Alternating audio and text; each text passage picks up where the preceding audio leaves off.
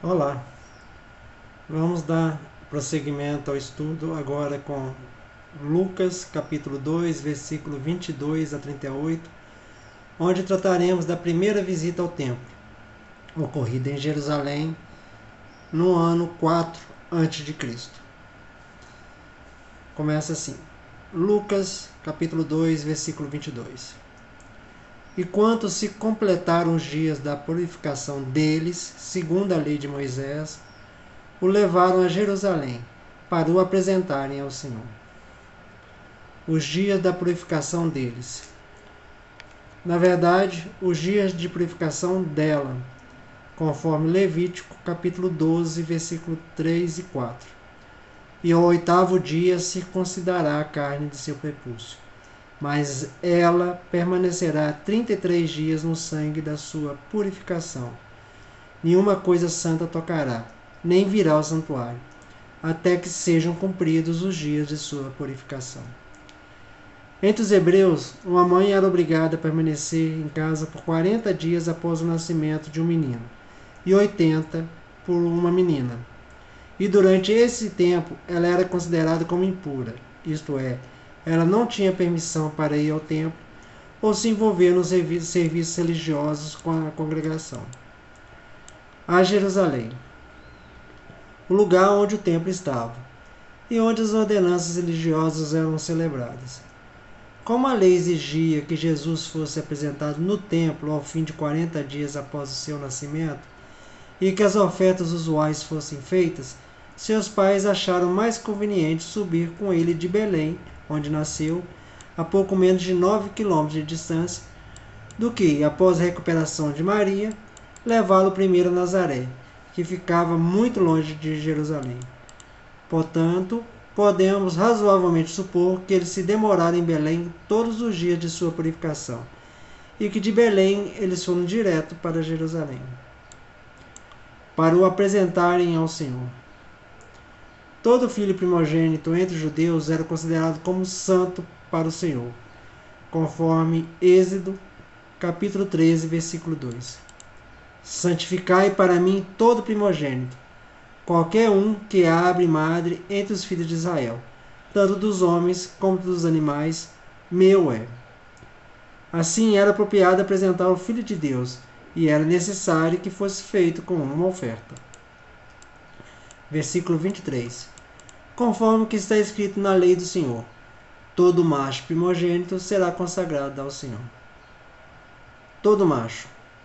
Deus tendo adquirido um direito peculiar aos primogênitos de Israel, preservando-os em meio à destruição provocada aos primogênitos dos egípcios. Primogênito, literalmente, que abriu o ventre materno. Assim, sendo Jesus o primogênito de José, mesmo por adoção, José não poderia ter tido filhos anteriores.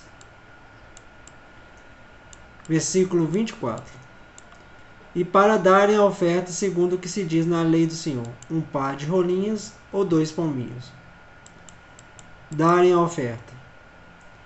Este sacrifício pertence à cerimônia de purificação, para que ninguém suponha que foi oferecido por causa da redenção do primogênito.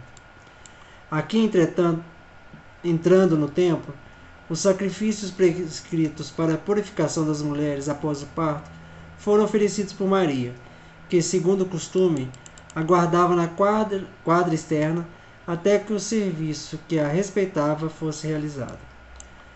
A purificação de toda mãe e filho, de acordo com a lei, é um argumento poderoso em prova da corrupção e depravação originais que todo ser humano traz ao mundo. A mulher a ser purificada era colocada no portão leste da corte, chamada Portão de Nicanor, e era polvilhada com sangue. Assim, ela recebeu a expiação. Um par de rolinhas ou 2 pombinhos.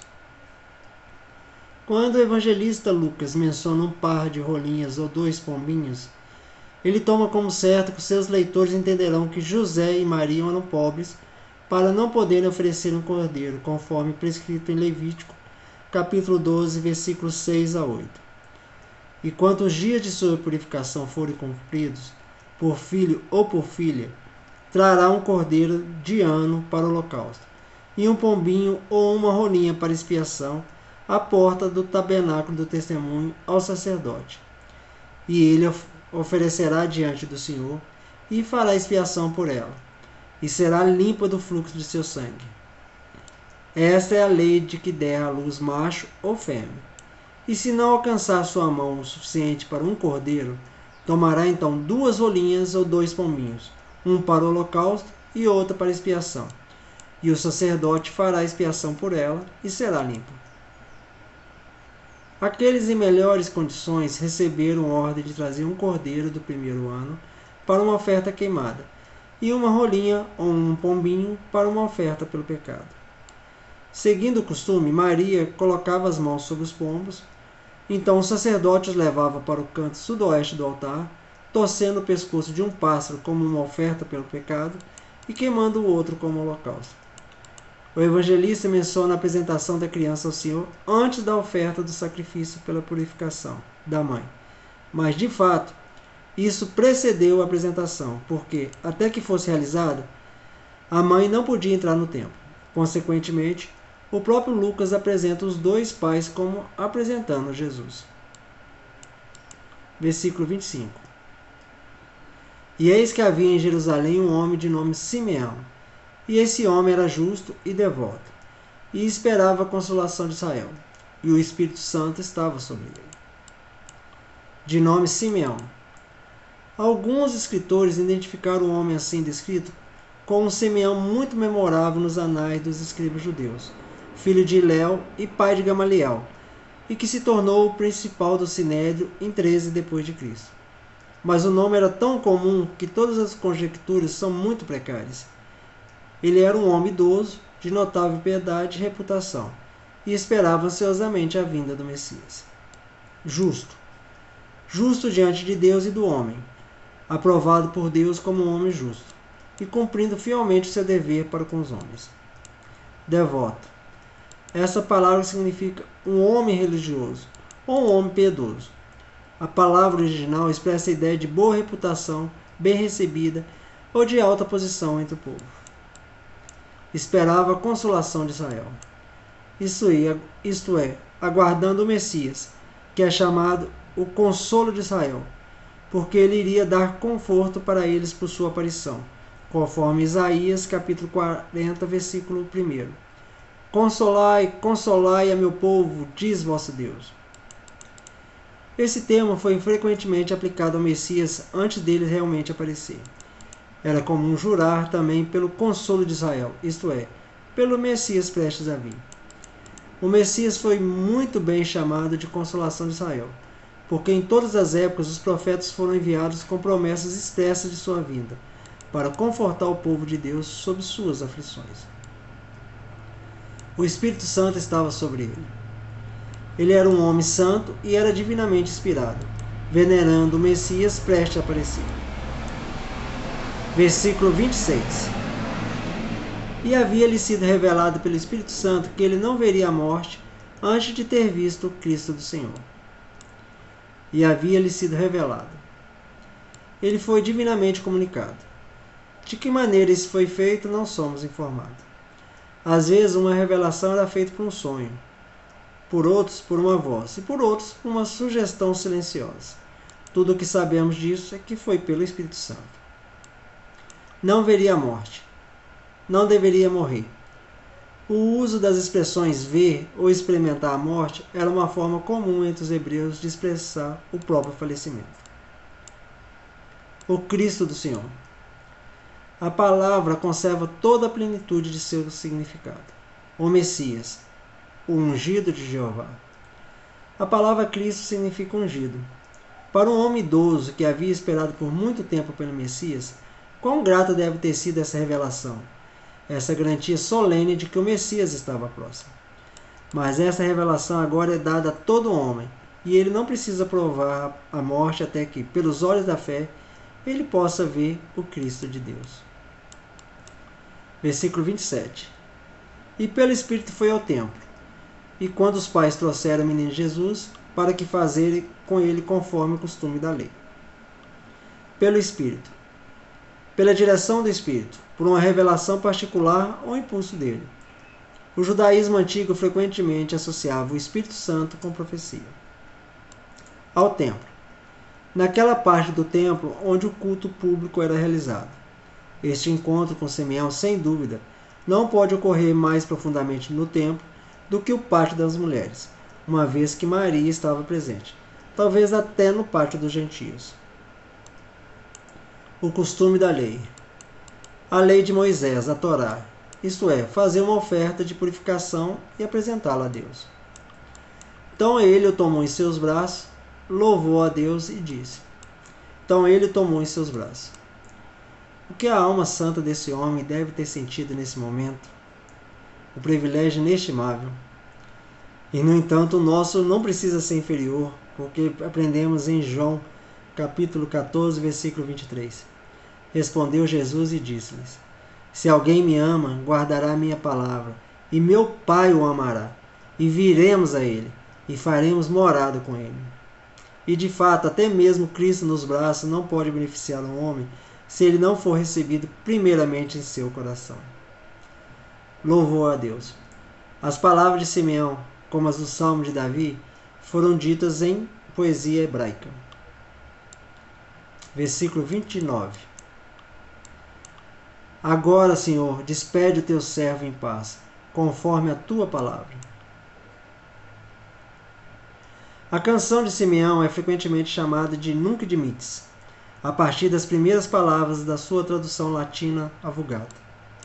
Essa palavra está no humor indicativo e significa que Deus estava permitindo que ele morresse em paz, aliviando suas ansiedades, aliviando seus medos, cumprindo as promessas e tendo, pelo aparecimento do Messias, removido todas as razões pelas quais ele deveria viver por mais tempo e todos os desejos de viver.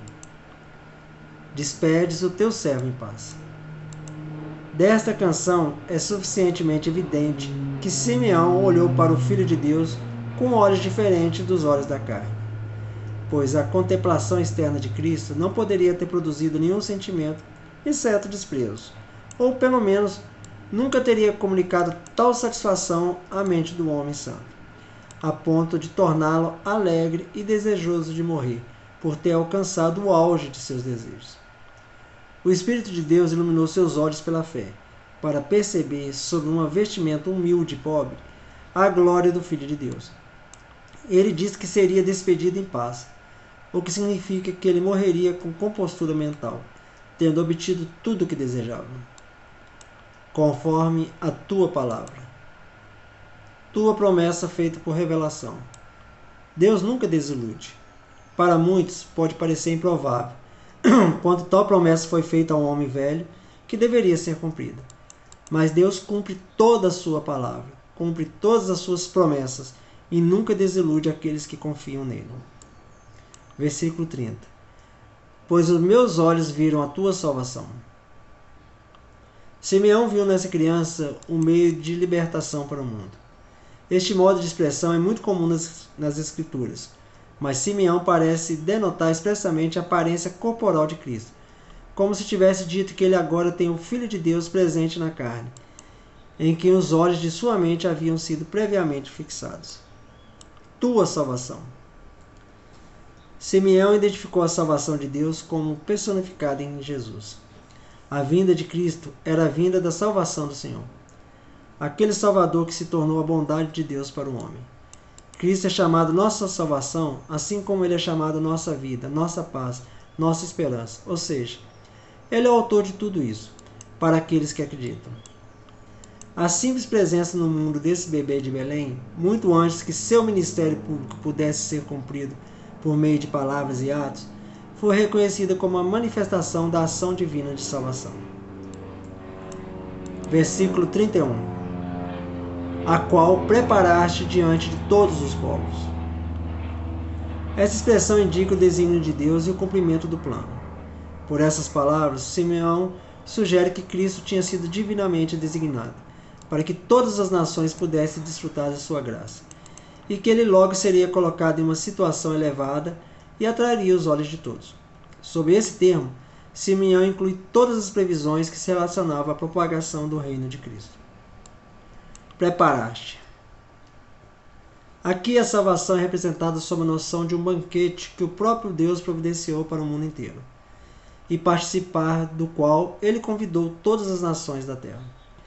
A salvação é apropriadamente o alimento da alma, pela qual é nutrida pela vida eterna. Quem não a recebe deve perecer para sempre. Diante de todos os povos, o que Deus providenciou para todas as pessoas, ou o que Deus pretende revelar a todas as pessoas. A palavra expressa a universalidade da salvação que o versículo seguinte contempla em sua aplicação para as duas grandes divisões da família humana. Versículo 32. Luz para iluminar os gentios e para a glória do teu povo Israel. Essa é a primeira frase explícita em Lucas que inclui os judeus e os gentios. A salvação é ilustrada como luz, como veremos em Lucas, capítulo 1, versículo 79.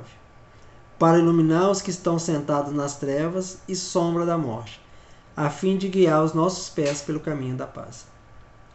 Isso era uma revelação para os gentios, pois eles poderiam participar da bênção de Deus com a completude que não fora revelada no Antigo Testamento.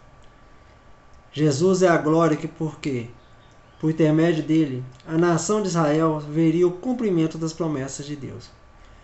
O papel especial da nação de Israel no plano do Senhor seria reivindicado. Para iluminar os gentios. Literalmente, para uma revelação aos gentios.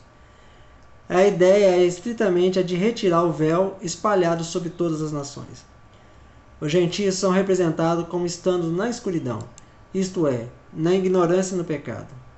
Cristo é uma luz para eles, pois por ele serão familiarizados com o caráter do verdadeiro Deus, sua lei e o plano de redenção. À medida que a escuridão se esvai quando o sol nasce, a ignorância e o erro fogem quando Jesus ilumina a mente. Os judeus estavam bem familiarizados com as profecias do Antigo Testamento, que falavam das bênçãos do Messias para a sua nação. Eles nem sempre deram a mesma atenção às profecias que afirmavam que ele traria a salvação ao mundo inteiro, não apenas aos judeus. Muitos pensaram que Cristo veio para salvar apenas seu próprio povo. Lucas faz questão de que seu público grego entendesse que Cristo tinha vindo para salvar todos os que crescem, tanto gentios quanto judeus. A glória do teu povo Israel. A primeira oferta de salvação foi feita aos judeus. Jesus nasceu entre os judeus, e a eles foram dadas as profecias a respeito dele. E seu primeiro ministério estava entre eles. Por isso, Jesus era sua glória, sua honra, sua luz. Mas é motivo de especial gratidão para nós que o Salvador tenha sido dado também pelos gentios. Mas depois que os gentios se iluminarem, todo Israel será salvo. Versículo 33. E seu pai e sua mãe se admiraram das coisas que se dizia sobre ele. Lucas não diz que eles ficaram espantados com isso como uma coisa nova, mas que eles contemplaram com reverência e abraçando com admiração essa predição do Espírito proferida pelos lábios de Simeão, de modo que eles continuaram a progredir no conhecimento de Cristo. Versículo 34. Simeão os abençoou e disse a Maria, sua mãe: Eis que este é posto para queda e levantamento de muitos em Israel, e para sinal que terá oposição. Simeão os abençoou. Abençoou a José e a Maria. Ele declarou que eles eram abençoados, que tinham a honra de se relacionar com essa criança e foram confiados à sua criação. Ele orou por eles, para que Deus os abençoasse, e sem dúvida desejou que outros fizessem o mesmo. É posto. É designado ou constituído para isto, ou tal será o efeito da sua vinda. Para a queda. A palavra queda aqui denota miséria, sofrimento, decepção ou ruína. Há uma referência clara à passagem que se diz que o Messias deveria ser uma pedra de tropeço ou uma rocha de ofensa, em Isaías capítulo 8, versículos 14 e 15. Então ele será como santuário para vós, porém como pedra de ofensa, e por pedra de tropeço para as duas casas de Israel, como laço e como rede para os moradores de Jerusalém. E muito dentre eles tropeçarão e cairão, e serão quebrados, enlaçados e presos. Muitos esperavam um príncipe temporal, e nisto ficaram decepcionados. Eles amavam mais as trevas do que a luz, e rejeitaram a Cristo e caíram em destruição. Muitos que estavam orgulhosos foram humilhados por sua pregação. Caíram da altura vã e vertiginosa de sua própria justiça própria, e foram humilhados diante de Deus. E então, através de Jesus, ressuscitaram para uma justiça melhor e para melhores esperanças. A nação também o rejeitou e o matou, e como julgamento, caiu na mão dos romanos. Milhares foram levados ao cativeiro, e milhares morreram. A nação arruinou-se, o templo foi destruído, e o povo foi espalhado por todas as nações. E levantamento. Denota que muitos seriam arruinados por sua vinda, e que muitos outros seriam felizes ou salvos. Muitos dos pobres e humildes que estavam dispostos a recebê-lo obteriam perdão do pecado e da paz, ressuscitariam de seus pecados e tristezas aqui, e finalmente ascenderiam à vida eterna. E para sinal. A palavra sinal aqui denota um alvo atraente ou distinto. E o Senhor Jesus era um alvo de desprezo e rejeição por todas as pessoas. Ele foi desprezado, e sua religião tem sido a marca ou sinal que tem a oposição de todos os ímpios, desleixados e profanos, para amaldiçoar, ridicularizar e opor-se. Nunca houve uma profecia mais exatamente cumprida do que essa. Milhares rejeitaram o Evangelho e caíram em ruínas. Milhares daqueles que têm vergonha de Jesus ainda estão caindo. Milhares o blasfemam, negam, falam todo o mal contra ele e o crucificariam novamente se ele estivesse em suas mãos. Mas milhares também por eles são renovados, justificados e elevados à vida e à paz. Versículo 35. Também uma espada atravessará a tua própria alma, para que os pensamentos de muitos corações se manifestem. Uma espada atravessará a tua própria alma. Os sofrimentos e a morte de teu filho afligirão profundamente a tua alma. E se Maria não tivesse sido assim avisada e sustentada por uma forte fé, ela não poderia ter suportado as provações que vieram sobre seu filho. Mas Deus a preparou para isso. E a mãe do Salvador moribundo foi sustentada, conforme veremos em João, capítulo 19, versículo 25. E estavam junto à cruz de Jesus, sua mãe. Que os pensamentos de muitos corações se manifestem. Todas essas coisas são ordenadas pela providência, para que o caráter real dos homens seja descoberto, e a sinceridade daqueles que são aprovados se manifeste, enquanto a hipocrisia e a mentalidade terrena daqueles que pretendem apenas sua própria vantagem secular, sob a pretensão ilusória de esperar pelo reino do Messias, serão expostos, pois logo se ofenderão com uma forma obscura de sua aparência e com as perseguições que o atenderão e a sua causa. Isso está relacionado com a oposição do versículo anterior, isto é, que eles possam mostrar o quanto eles odiavam a santidade. Nada traz tão à tona o sentimento dos pecadores quanto lhes falar de Jesus Cristo. Muitos o tratam com desprezo silencioso. Muitos estão prontos para ranger os dentes. Muitos o amaldiçoam. Todos mostram quando, por natureza, o coração se opõe à religião e, portanto, apesar de tudo, cumpre as Escrituras e as profecias. A verdade é que ninguém pode dizer que Jesus é o Senhor a não ser pelo Espírito Santo, conforme relatado em 1 Coríntios, capítulo 12, versículo 3. Versículo 36. E estava ali a profetisa Ana, filha de Fanuel, da tribo de Asser. Ela já tinha idade avançada, e havia vivido com o marido 7 anos desde a sua virgindade. A profetisa Ana. O fato é de muitas maneiras notável. Encontramos uma mulher reconhecida como uma profetisa no momento em que nenhum homem é reconhecido como um profeta. Porque Ana foi chamada de profetisa não é conhecido. Não parece que essa pessoa fosse uma profetisa no sentido de alguém que pudesse prever eventos futuros, mas sim uma mulher santa, que de seu extenso conhecimento e profunda experiência com coisas divinas, era capaz de instruir outros. Aquele que profetiza fala aos homens para edificação, exortação e consolação. Assim, encontramos essa santa viúva proclamando Jesus a todos os que procuravam a redenção em Jerusalém. Da tribo de Aser. Esta foi uma das 10 tribos do reino de Israel, reino do norte, sendo que várias famílias haviam retornado de sua idolatria a Deus no tempo em que o rei Ezequias proclamou a Páscoa em Jerusalém. Embora sua família pudesse ter sido distinta em Jerusalém, ainda assim descobrimos que foi sua piedade muito exemplar que a autorizou a ser mencionado com honra na história sagrada.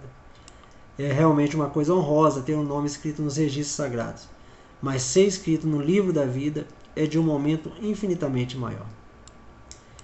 Havia vivido com o marido 7 anos desde a sua virgindade. Ela era uma virgem pura quanto de seu casamento, que durou 7 anos, quando então se tornou viúva e não mais se casou. Versículo 37. E era viúva até os 84 anos, e não se afastava do templo, servindo a Deus com jejuns e orações, de dia e de noite. E ela era viúva até os 84 anos. Ou seja, ela tinha cerca de 84 anos de idade. Assim, sabemos que ela era uma viúva no auge da sua vida. Ela se casou jovem e logo depois perdeu o marido. E a circunstância dela não entrar em um segundo casamento, enquanto ela estava no vigor da sua estrutura física, é mencionada com a intenção de aumentar a recomendação da sua castidade. Nessa idade avançada, poderia-se supor que ela estivesse razoavelmente isenta de cumprir os deveres mais severos da religião, mas seu espírito de piedade continuava a arder com uma chama constante e inabalável. E não se afastava do templo. O significado não é que Ana morava continuamente no templo, pois ninguém vivia lá, exceto os sacerdotes e levitas, mas ela comparecia constantemente aos sacrifícios matinais e vespertinos e frequentemente fazia oração e jejum particulares, passando a maior parte de seu tempo no templo, como encontraremos os apóstolos também fazendo.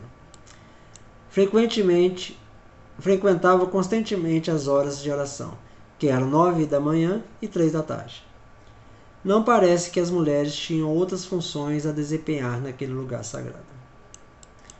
Jejuns e orações. Serviço religioso constante, enquanto aguarda seu tempo em oração e em todas as ordenanças da religião. Noite e dia.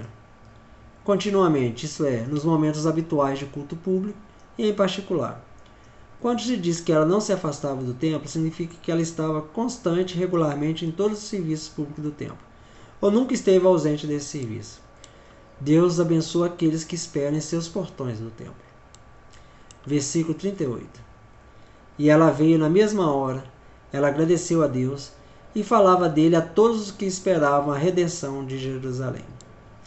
Ela veio na mesma hora, enquanto Simeão segurava o abençoado Redentor em seus braços e cantava sua canção triunfal de partida. Ela agradeceu a Deus. Deu graças também. Ela, assim como Simeão, declarou a Deus agradecimentos públicos por ter enviado esse Salvador a Israel. Falava dele, da natureza e propósito da missão do Cristo e a glória que deveria acontecer na terra, a todos os que esperavam a redenção. Como se sabia que as 70 semanas de Daniel estavam se completando, os judeus mais devotos estavam em constante expectativa do prometido Messias. E o reavivamento do espírito de profecia, juntamente com as ocorrências memoráveis relativas ao nascimento de João Batista e de Jesus, não poderia senão encorajar e acelerar a expectativa de pessoas piedosas nesse momento. Eles esperavam a redenção, e tal redenção deveria ser causada por uma expiação, ou vítima expiatória, ou preço de resgate. De Jerusalém. É provável que ela andasse de casa em casa, testificando a graça de Deus. Parece que esta viúva foi uma das primeiras propagadoras do Evangelho de Cristo. Fica na paz.